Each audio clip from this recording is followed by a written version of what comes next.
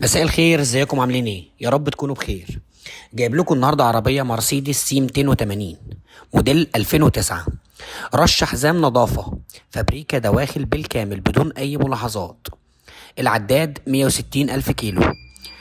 صاحب العربيه بيقول انها بحاله ممتازه جدا واستعمال شخصي، وكل شيء فيها بيعمل بكفاءه، ومتاح الكشف في اي مكان. مكان المعاينه مصر الجديده، ارض الجولف، خلف دار الدفاع الجوي.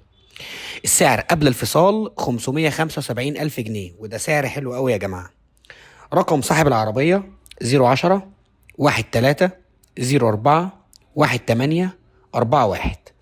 وما تنساش تكشف على العربية كويس جدا، وكمان تفاصل كويس جدا.